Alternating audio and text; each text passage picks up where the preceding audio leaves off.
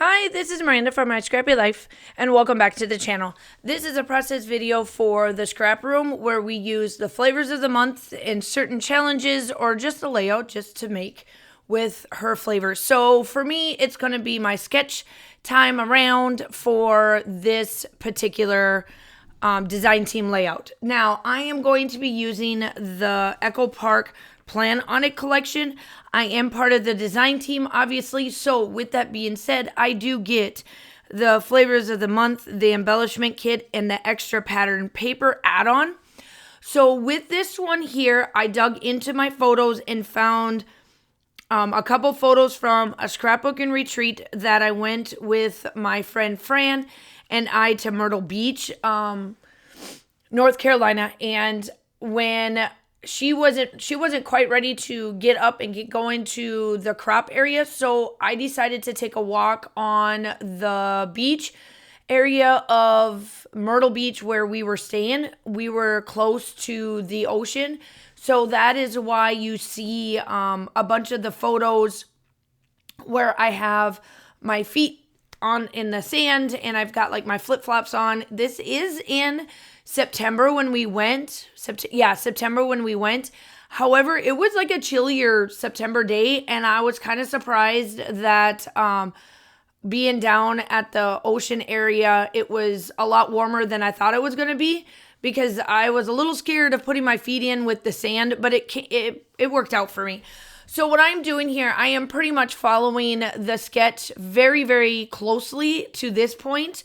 I did make some strips all the way through it. I made the bigger section and then the smaller section. I wanted to put this piece that was part of the paper collection that I got, which says just a girl with big plans. I like that because of the photos that I am using. And then I do come in with Echo Park's one of the stickers that go across. Now, we all know that these individual companies just don't know how to make a 12 by 12 sticker.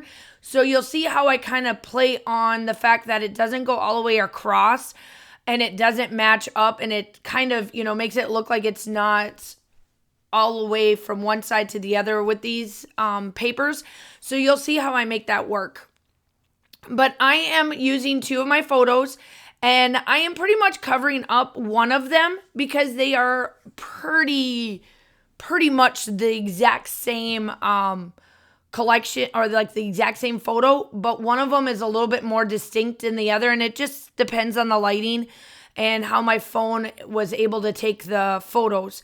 And this is just me hanging out at the beach. I have my coffee in hand, my phone, and I'm just walking around the beach area, just hanging out until Fran's ready to go to the crop.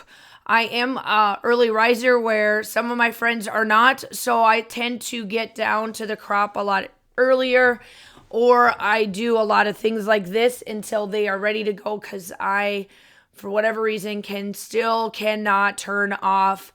I need to be up at 5 o'clock to go to PT, this, that, and the other. So in that sense, I just go and do things like this that are on my own, and I just walk around. Now, I do know that some individuals are like, oh my gosh, why would you want to be by yourself? You never know what would happen. I'm very, very independent. My husband, Josh, talks about it all the time. It drives him nuts sometimes that I just do a bunch of stuff on my own and not even think twice about, is this a good thing to do or not, type of thing. So it is what it is. So my title that I have, it is from my stash. It is from Colorcast Designs. It's called Adventure, because this is an adventure. Whether it's scrapbooking or going on a vacation, whatever the case may be. This isn't, yes, it's a vacation, but for me, it's just to get away for a weekend. I left Thursday night after school. I got there. We did do a little bit of scrapbooking Thursday night. I dropped off all my stuff, and then we started in Friday, Saturday hard, and then she stayed later on Sunday because obviously she's retired, so she doesn't have to get up and go back to work the next day. I kind of do. So, or I'd have to. So I left a little bit early on Sunday. She was able to scrapbook more on Sunday than I was. I just packed up and left for Sunday. So I do a lot more scrapbooking on Friday, Saturday type of thing versus her and some of my other friends that live a little bit closer to where we scrapbook, especially like Asheville. Asheville, they're only an hour and a half away where they can stay on Sunday and scrapbook and then get home early. Me, I have a 3-hour drive. Myrtle Beach is like almost 4. So it's one of those things where I have to make sure that I use my time wisely on the 2 major days. And then the last day is travel. And then I typically leave after school.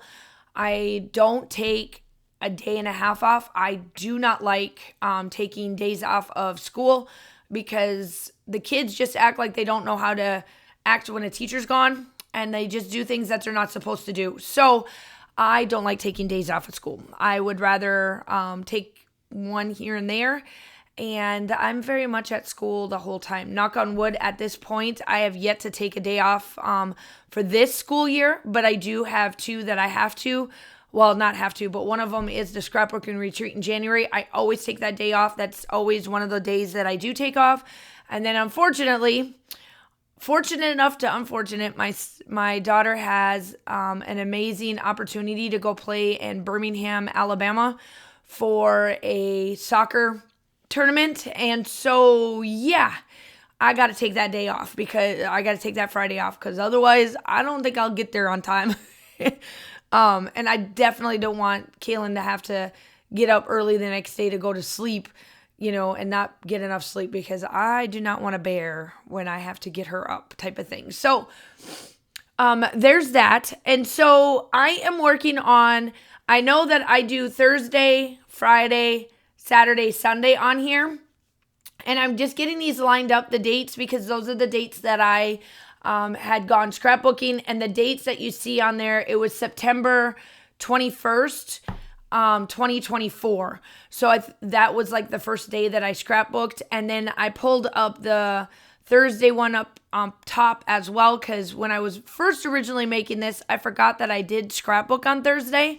I had to go back into my notes when I take my little photos and stuff so that I remember what I was doing. So that is that part of it. And then now I'm just kind of embellishing and trying to just add a little bits and bobs. I did add, like in this sketch on that first photo, it had those little lines. That's why I did the Thursday, Friday, Saturday, Sunday. I have a strip down the side for hers. It looks like it's just plain Jane, but for me, I wanted it to have a pattern paper. So I have 3 pattern papers, actually 4 because of my strips. But I have pattern papers. I have mixed them so that it doesn't look like it's too much going on all in one shot here. I am a very busy scrapbooker. I do like a lot of pattern. I try to do less is more, but it ends up being more is more. So as you can tell, I just keep going and going and going and going here.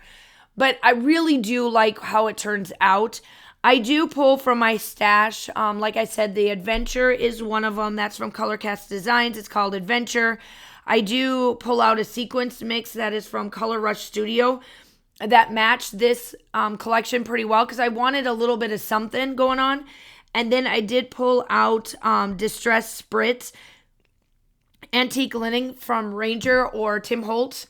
And here we go, Echo Park. You have got to. I am going to say this every single time I get their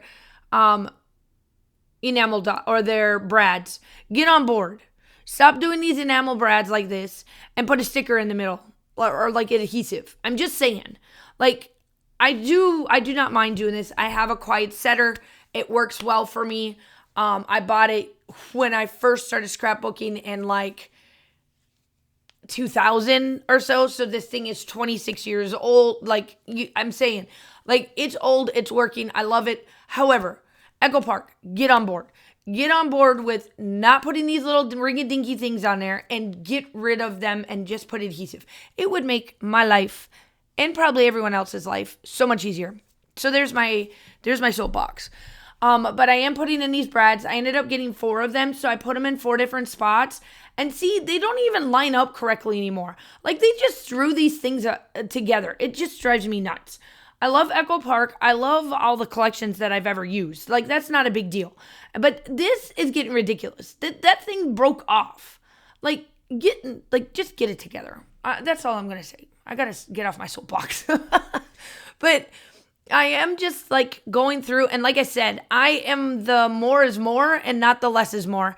So if you're definitely not a scrapbooker that wants to just keep going and going and going, then, don't add the sequins at the end. Don't add the splatters, and maybe not so much of the embellishments that I use, but it all turns out well for me. I love my scrapbooks when there's a lot of just things to look at, but it's not like it's so overwhelming that you're like, what is this? Why do you have so much on here? This, that, and the other. So here's the sequence mix. Now, I'm going through this one because it actually matches the colors. I typically I don't have a lot of sequence mixes from different companies. I am not one to go out and buy a ton of different things, but I do like how these match this. And I know that Spiegel Mom Scraps is no longer a company anymore. She got rid of the sequence side of her business. And honestly, I wish she didn't. I wish she could have kept going because I absolutely love hers to the point where now I'm hoarding them. I'm like, I don't want them to like go away because then what am I going to do after this? Because these mixes, they do such a good job putting them together, and you don't necessarily need to use all of the sequins. Like for this particular one, there's a reddish, there was like a reddish, maroonish type color sequence. I don't use on here because it doesn't match, but there was so much of the other one that did to help me, just give me a little bit more of the bling factor. And so that's why I use sequins at the end. And I use them quite a bit on my layouts. I try to find one now. If you don't see me use them, it's probably because I just couldn't find one, or I just wasn't feeling it to do that at this time. And I will say this, the jewel picker is off of Amazon. It's literally called the jewel picker. It's for jewels, but it works amazing for sequins. I absolutely love using them. I got a ton of new ones in because I just needed to fix the little mold piece that comes with them.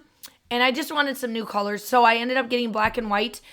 And then I ended up getting some for when I go on trips, so I don't have to keep taking stuff out of my drawers to put into when I go on my scrapbooking retreats. So the end is here. I hope that you guys all enjoy, do all the YouTube-y stuff. I hope that you guys are all staying safe. Have a wonderful day, and I will talk to you soon. Bye.